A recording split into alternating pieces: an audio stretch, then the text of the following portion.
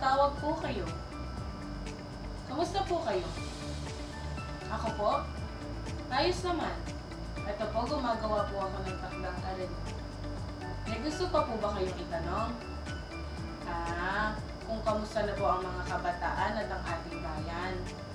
Okay naman po ang mga kabataan. Ngunit may iilan pong naliligaw ng landas. Ang ating bayan naman ay may mabuting pagbabago, ngunit may mga hindi rin magandang pangyayari.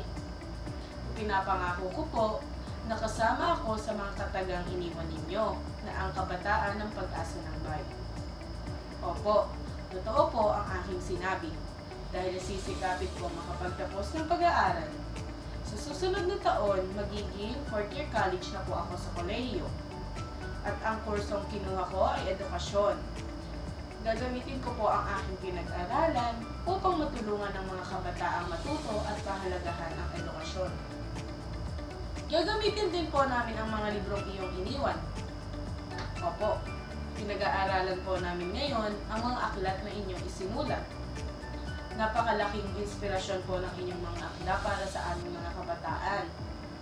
Ang bawat salitang inyong isinulat ay nakatatak sa aming isipan at nagmulat sa amin na huwag matakot lumaban at bumoses lalo na kung nasa tama kami.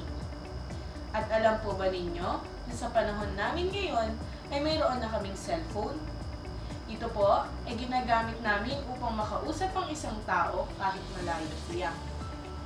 Hindi na po namin kailangang sumulat upang makarating sa kanila ang aming mensahe. Malaking tulong din po sa amin ang cellphone. Opo, malaking tulong po ito, lalo na noong panahon ng pandemya.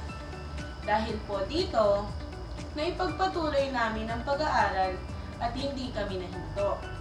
Ang tanging paraan lamang po noon ay online class, kung saan kinakailangan namin ng cellphone upang makapag-aral muli.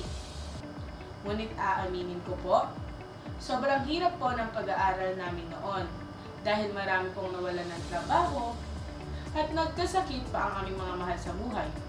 Kasabay ng aming pag-aaral ay kasabay din ng pagbagsak ng maraming pamilya dahil hindi po namin alam kung saan kukuha ng pangkain sa araw-araw.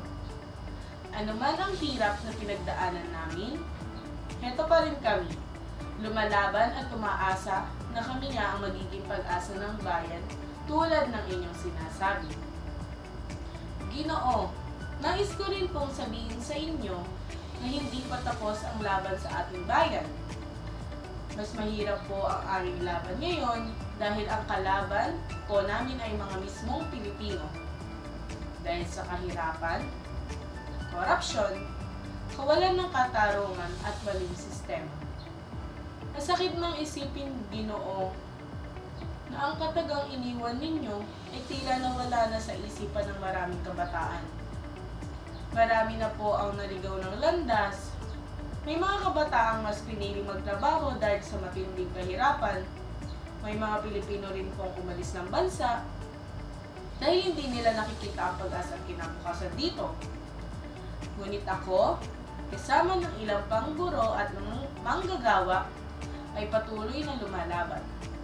Nakakalungkot lang isipin, Ginoo, na ganito ang nangyari sa bayang minsan ninyong ipinaglaban at isinakripisyo ang inyong buhay para dito.